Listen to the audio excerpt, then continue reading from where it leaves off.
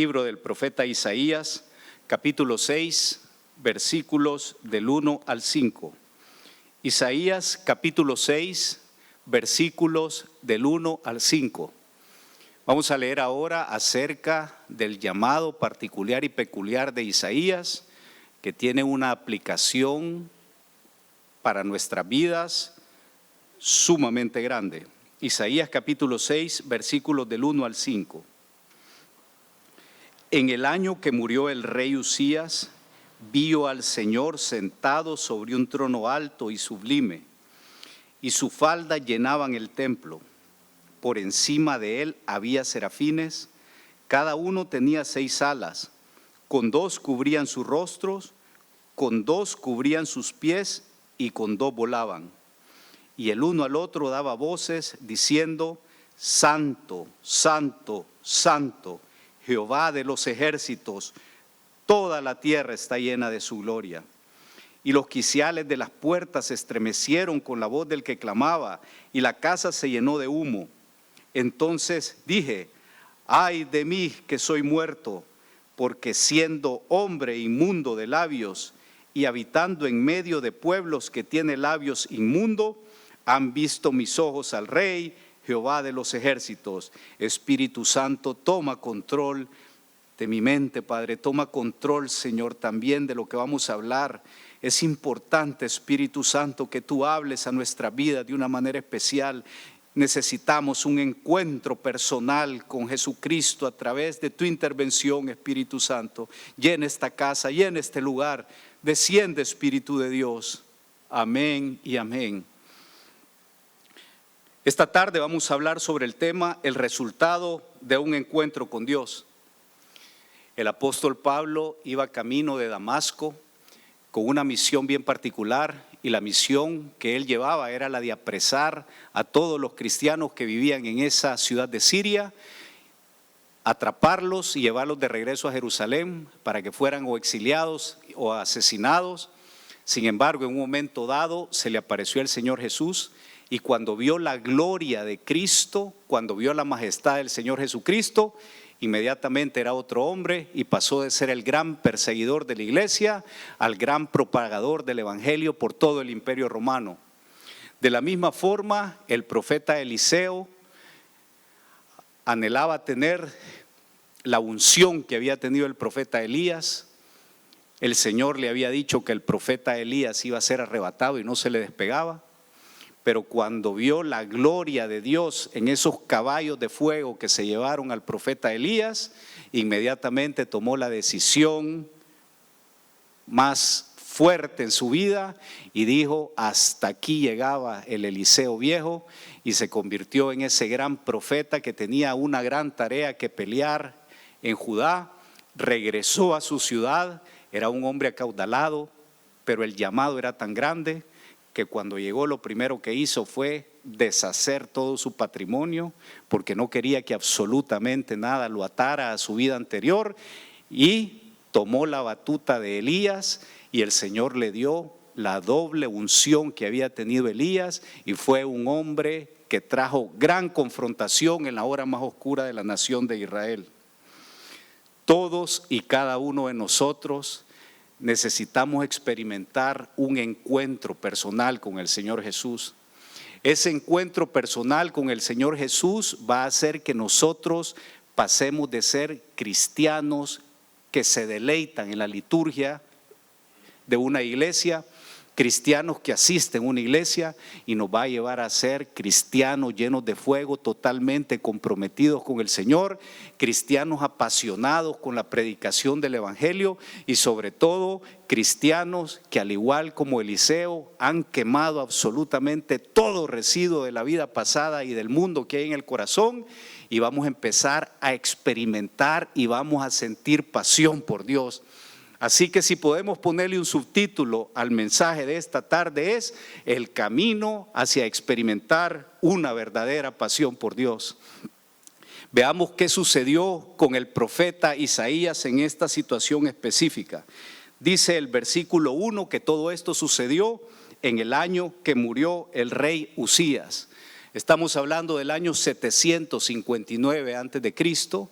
El rey Usías es probablemente el rey que tuvo el gobierno más largo sobre la nación de Judá, reinó durante 52 años y empezó siendo un hombre temeroso de Dios, empezó siendo un hombre que incentivaba al pueblo a alabar y obedecer a Jehová de los ejércitos. Era un hombre que predicaba y era un hombre que respetaba al Señor. Sin embargo, la obediencia lo que produjo fue que la nación de Israel empezó a crecer como la espuma, empezó a crecer económicamente, empezó a crecer territorialmente, empezó a crecer políticamente, y como lamentablemente sucede, el rey Usías, la espuma se le subió a la cabeza, y cuando la espuma se le subió a la cabeza, inmediatamente el orgullo lo cautivó y tomó una decisión fatal.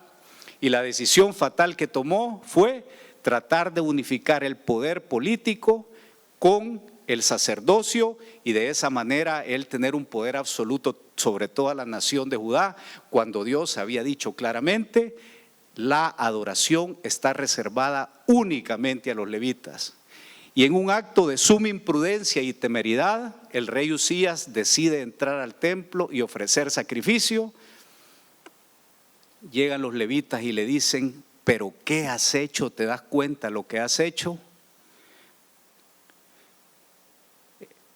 Tuvo que enfrentar la sanción, y la sanción que cayó sobre él es que sería leproso desde ese día hasta el último día de su vida. Este hombre leproso, como mandaba la ley levítica, tenía que aislarse, así como nos aislábamos nosotros cuando nos daba COVID. Solamente que el COVID duraba 10 días, él estuvo aislado probablemente más de 15 años, y en esa época en que estuvo aislado tomó el poder su hijo. Sin embargo, su hijo era novato, su hijo era muy pequeño cuando tomó el poder. Dice la Biblia que el hijo empezó a reinar cuando tenía 25 años, pero empezó a administrar la nación mucho antes que eso, quizás tenía 18, 19 años, y había una gran inestabilidad en toda la nación. Después de haber tenido a un rey justo, a un rey ordenado, a un hombre de Estado, ahora lo que había era una gran cautela, lo que había probablemente era chambres de palacio por todos lados, habían unas grandes intrigas, y esto había llegado a Isaías. Isaías era primo hermano del rey Usías, y aparentemente dicen muchos comentaristas que a Isaías le encantaba la connivencia con la política, y obviamente estar cerca de la política y exaltar y glorificar el nombre del Señor, pues no necesariamente son dos aspectos conciliatorios. Entonces lo que había sucedido es que Isaías, el año en que murió su primo, murió el rey Usías, estaba lleno de temor, estaba lleno de angustia, no sabía qué iba a pasar con la nación.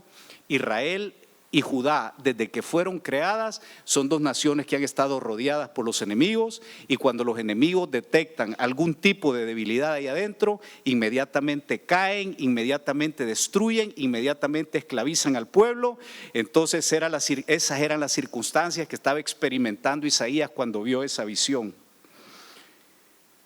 Sin embargo, lo que vamos a ver es que en esas circunstancias ya Dios había puesto sus ojos sobre ellos, y el Señor había preparado absolutamente todo el entorno para que se diese un encuentro que iba a cambiar la vida de Isaías, de un hombre carnal, de un hombre interesado en las cosas, en la política, de un hombre interesado en el poder de este mundo, a un hombre que lo único que le interesaba era exaltar y glorificar al Señor y hablar verdad. Y hablar verdad, cuando hablar verdad tenía un precio, y ese precio era muy probablemente el rechazo, ese precio era la burla, y en algunos casos morir asesinado.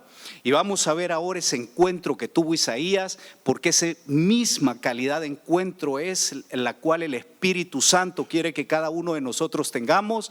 Y vamos a ver cada detalle, y al final vamos a orar porque nosotros también tengamos un encuentro personal con Jesucristo que nos lleve al mismo lugar a donde llevó a Isaías. Veamos el encuentro. Versículo 1, la segunda parte al 3, dice así: vio al Señor sentado sobre un trono alto y sublime, y sus faldas llenaban el templo. Por encima de él habían serafines, Cada uno tenía 6 alas, con 2 cubrían sus rostros, con 2 cubrían sus pies y con 2 volaban. Y el uno al otro daban voces diciendo: Santo, Santo, Santo, Jehová de los ejércitos, toda la tierra está llena de su gloria. Y los quiciales de la puerta se estremecieron con la voz del que clamaba, y la casa se llenó de humo.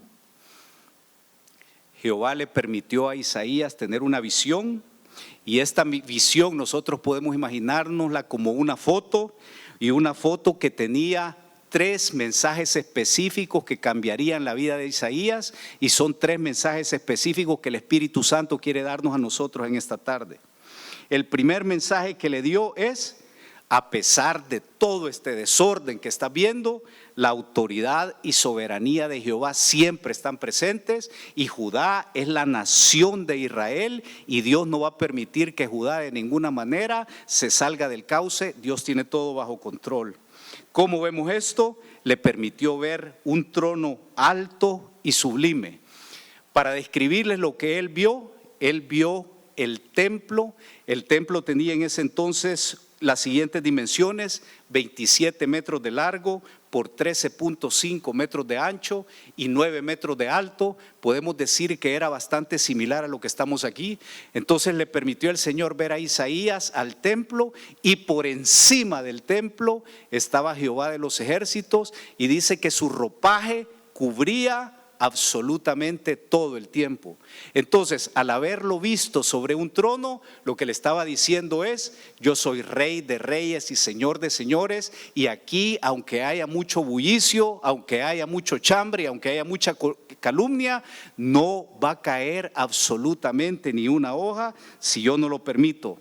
¿Cuáles son las implicaciones de ese mensaje? La primera es que Jehová gobierna y está todo bajo control. Y eso es algo que nosotros debemos de tener sumamente claro en esta tarde mientras estamos aquí.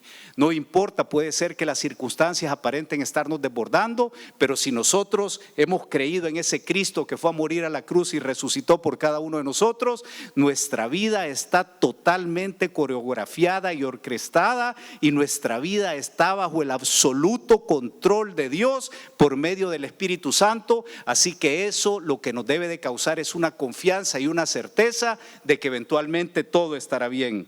La segunda implicación es que Jehová es el único que merece honra y gloria. Muchas veces nosotros vivimos temerosos, muchas veces nosotros vivimos inquietos porque no hemos llegado a la conclusión que hemos sido creados para alabanza y gloria de Dios. Y mientras nosotros no lleguemos a la conclusión que hemos sido creados para alabanza y gloria de Dios, entonces lo que vamos a vivir haciendo en nuestra vida es tratando de abrir huecos en la arena que está frente al mar. No sé si ustedes han tenido la experiencia de jugar con sus hijos y tratar de abrir huecos. Y uno trata de abrir hueco y de repente viene una ola y todo el esfuerzo de 2 o 3 horas quedó en absolutamente nada. Cuando un creyente toma la mala decisión de vivir en la carne y no vivir en el espíritu, lo único que está haciendo es jugando a abrir huecos enfrente del mar.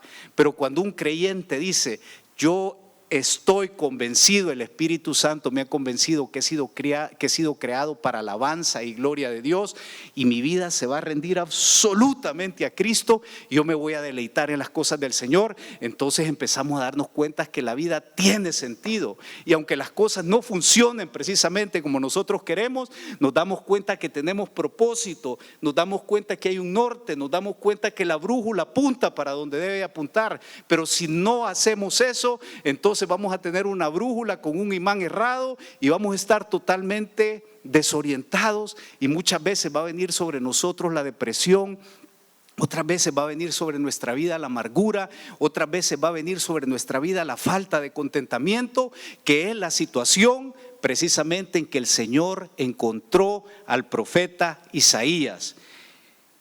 Y continúa la visión, y luego viene el segundo mensaje, y el segundo mensaje es: Jehová está presente y al mando en todos los asuntos de Israel, principalmente en todos aquellos asuntos espirituales. Recordemos que el gran problema que se había dado es que el rey Usías había tratado de usurpar en la posición como sacerdote, entonces probablemente había una pugna entre los sacerdotes y el rey, y eso era sumamente grave. Sería similar a que ahora en los países existiese pugna entre los diferentes poderes del Estado, y eso seguramente traía una gran conmoción al profeta Isaías. Sin embargo, el Señor, por eso es que le mostró que su falda llenaban todo el templo. El mensaje implícito ahí era: yo estoy en control sobre la adoración de esta nación. Yo estoy en control sobre los asuntos espirituales de esta nación. Yo soy el que dirijo hacia dónde va esta nación, y yo soy el que voy a cumplir el proyecto eterno que tengo para esta nación.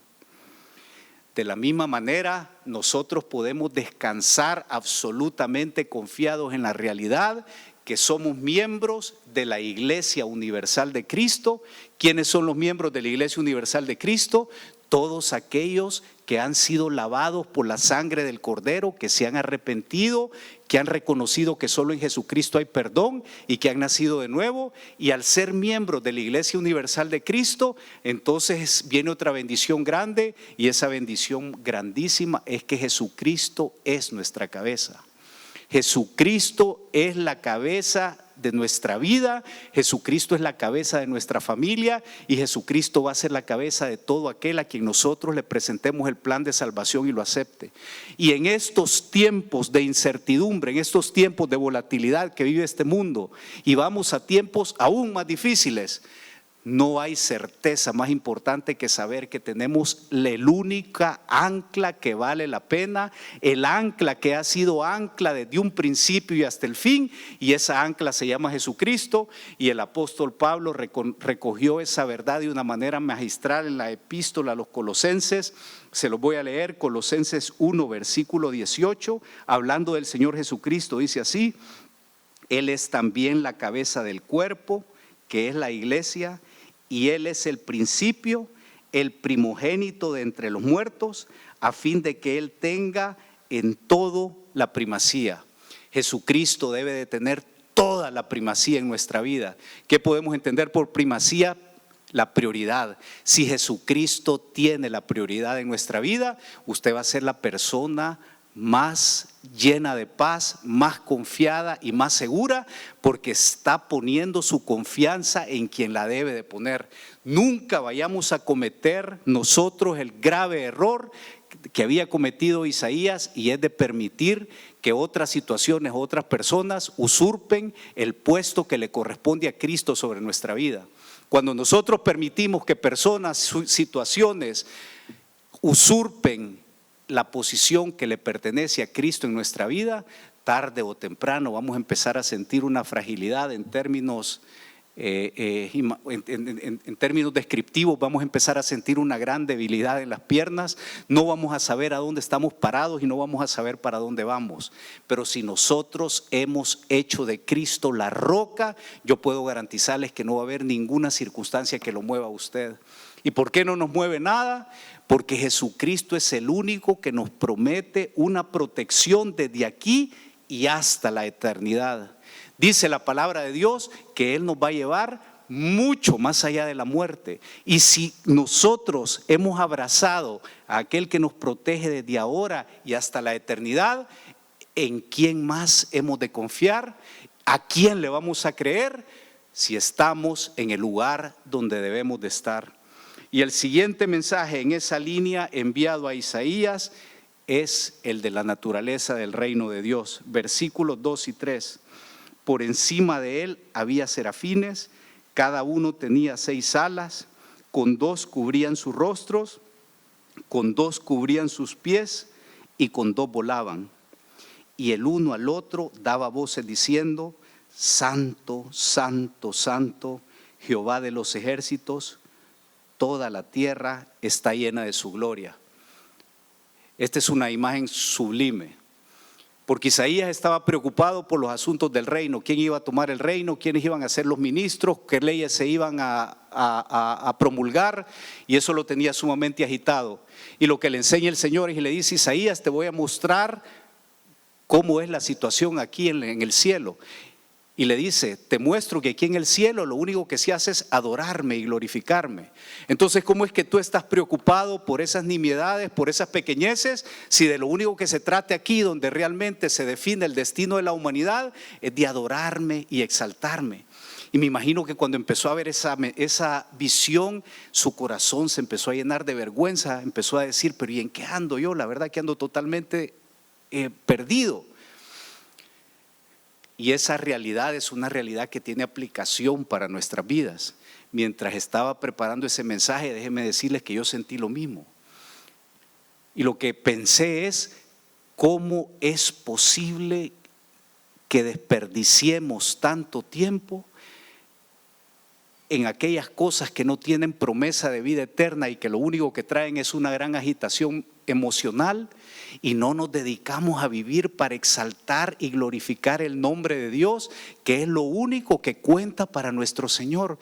¿Cómo es que nosotros no tenemos una actitud permanente de adoración y cuando vamos en el carro empezamos a decirle: Señor, yo te alabo, Señor, yo te glorifico? Ahorita en el cielo están los serafines y están los querubines diciendo: gloria, santo, santo, santo, 3 veces santo.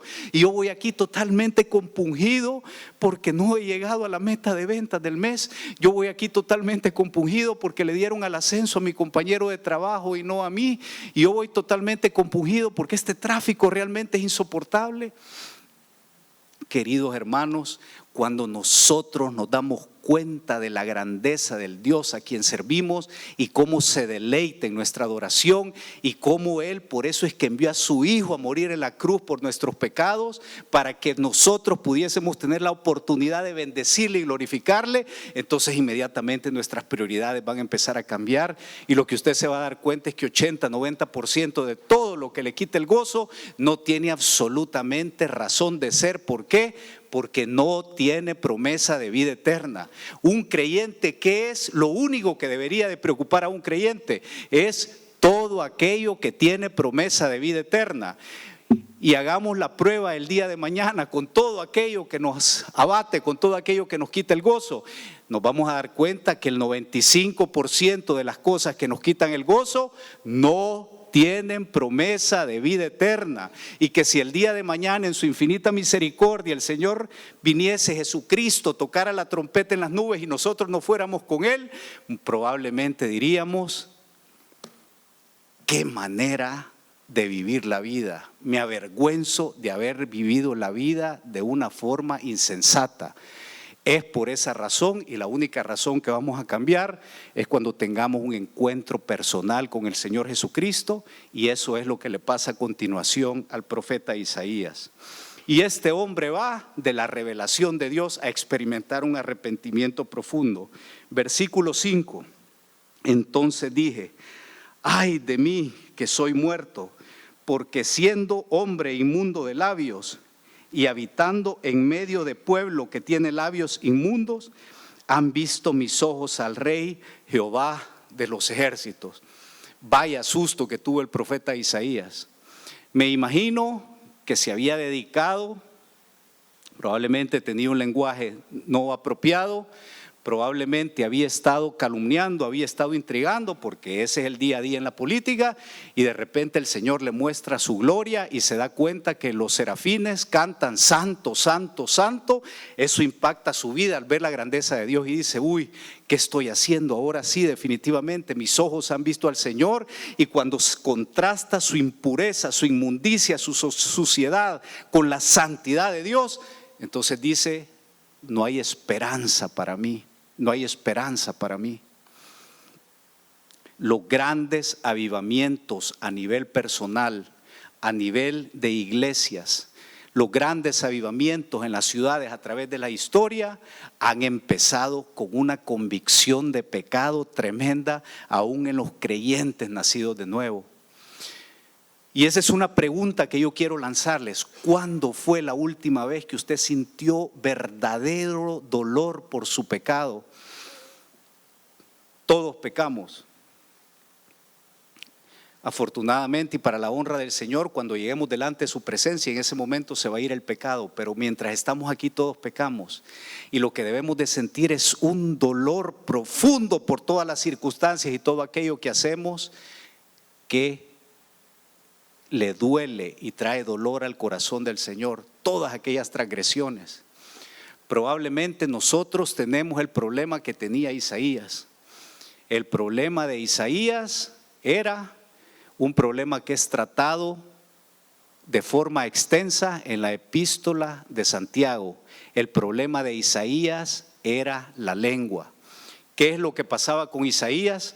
Tenía una gran corrupción interna y todo lo que tenía dentro lo expulsaba a través de ese miembro que tiene la capacidad de encender grandes guerras mundiales.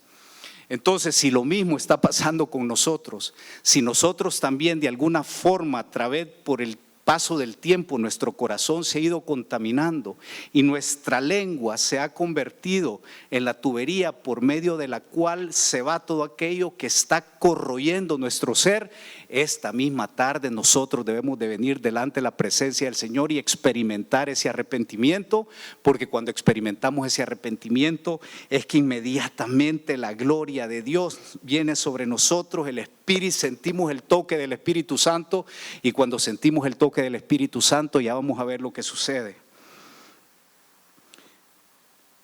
Este hombre empezó a sentir dolor por el pecado. Sentir dolor por el pecado es, después del nuevo nacimiento, una de las bendiciones más grandes que un creyente puede experimentar. Un creyente que permanentemente siente dolor cuando ofende a su Señor y lo único que quiere es estar en comunión con Él y se arrepiente de manera permanente y le dice: Jesucristo, perdóname, Jesucristo, perdóname, Jesucristo, límpiame. Es un creyente que el Espíritu Santo lo va capacitando para hacer la obra del Señor. Y veamos lo que pasó con el gran Isaías. Versículo 6.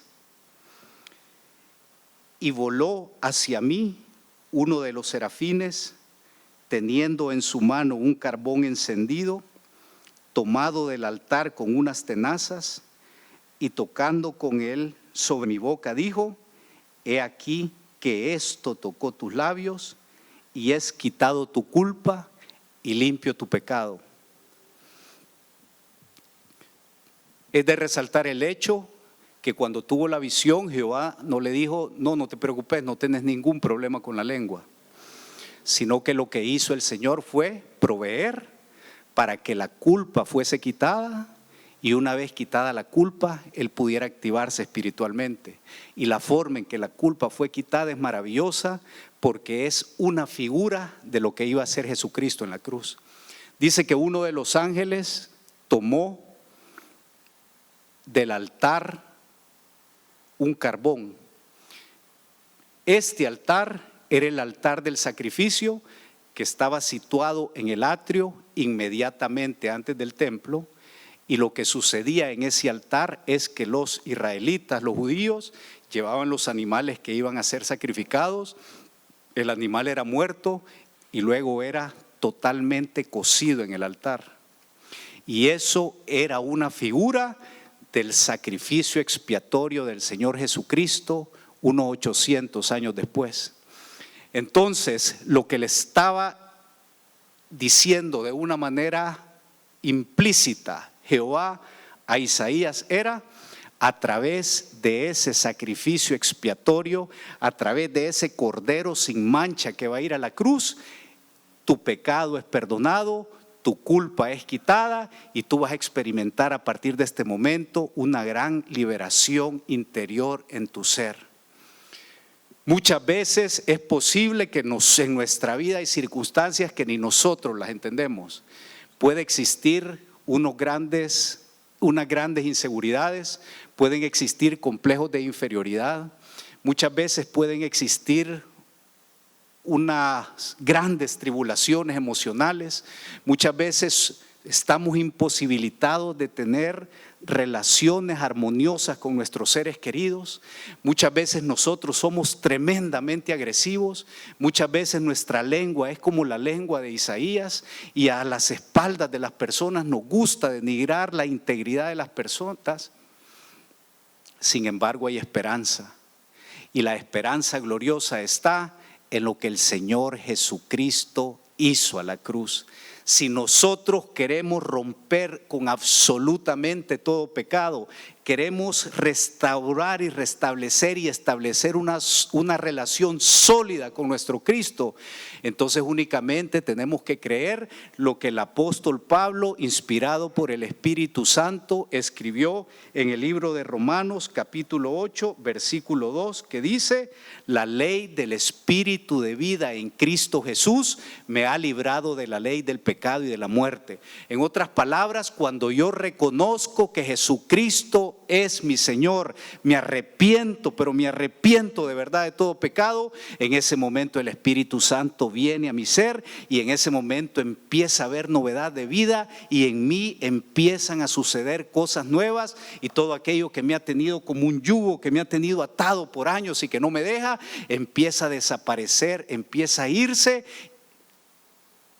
y de una manera maravillosa empezamos a conocer lo que es la libertad.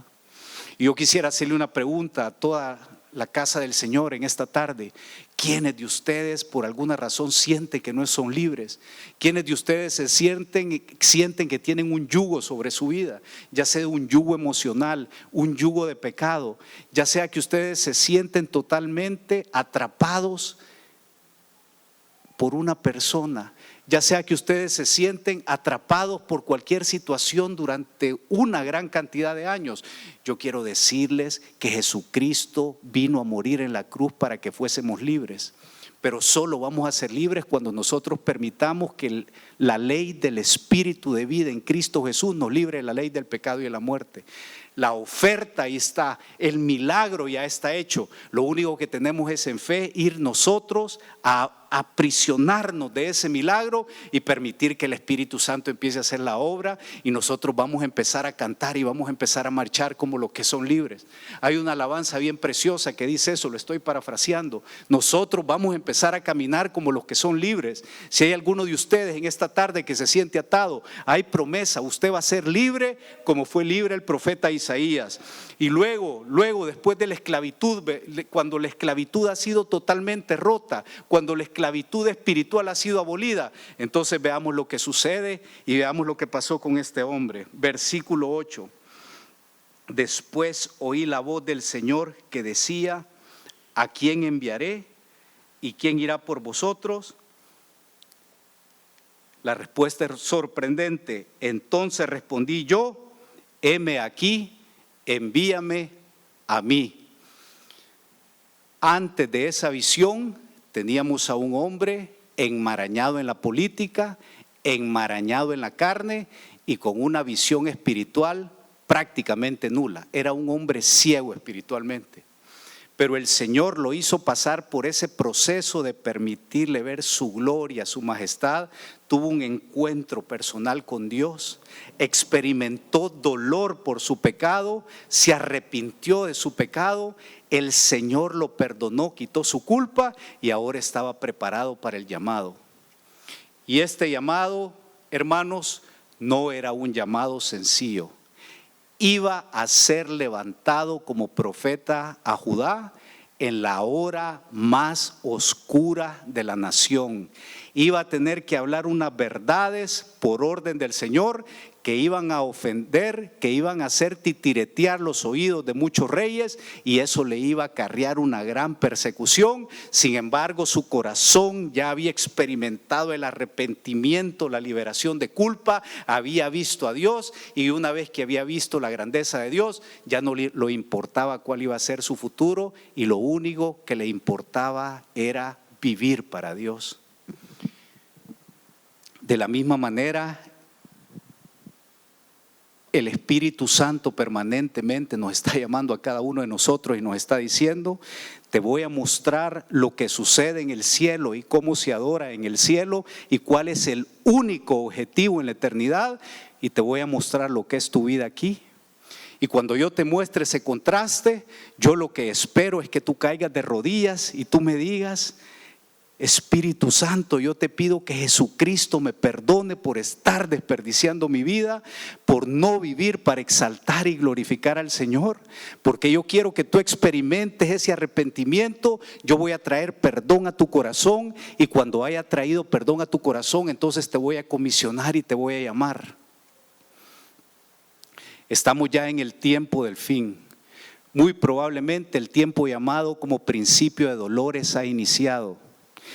Y si en aquel entonces, hace 2000 años, el Señor Jesucristo dijo: la mies es mucha y los obreros son pocos, eso tiene mucha más validez ahora.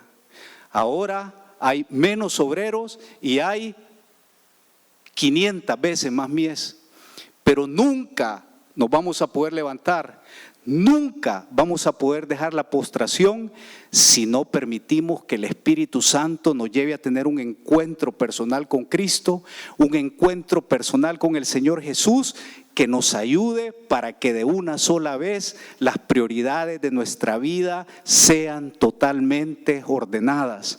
Ha llegado el momento en que el pueblo de Dios empiece a vivir para su Cristo y que la única obsesión, si vale la palabra, del pueblo de Cristo sea predicar la palabra, sea ir a imponer manos sobre los enfermos, sea ir a imponer manos sobre aquellos que están oprimidos por Satanás para que sean libres, sea aconsejar a todos aquellos que necesitan ser orientados, sea discipular a todos creyentes que van naciendo.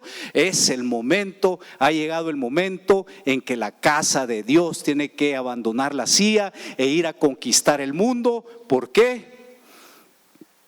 Dijo el Señor Jesucristo una palabra y con esto quisiera terminar: cuando venga el Hijo del Hombre, ¿hallará fe en la tierra? Existe actualmente un gran atentado contra la fe cristiana. Se combate desde los gobiernos, pasando por las escuelas, en los parlamentos, a través de las redes sociales, en Hollywood. Nuestros niños, nuestros jóvenes se alimentan de verdadero veneno espiritual a través de TikTok, a través de YouTube, con videos de 12 segundos. Se pretende secuestrar y robar su fe.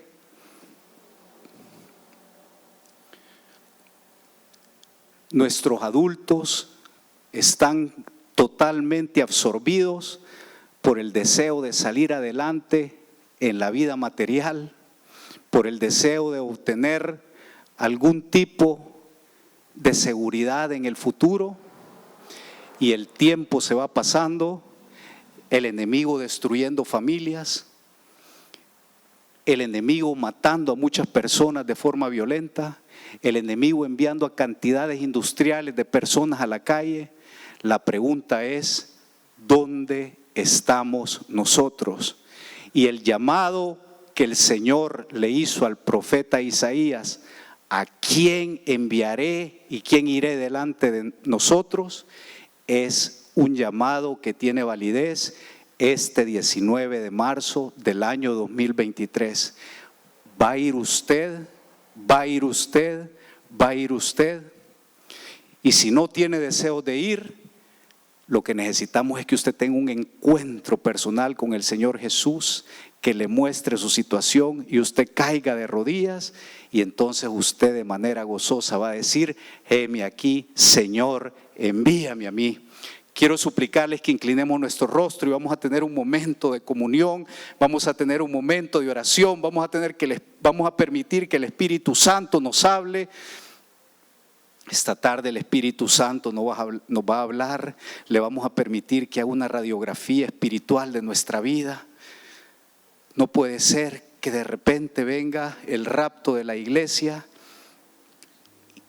y el Señor nos encuentre, probablemente a muchos, como esas vírgenes insensatas.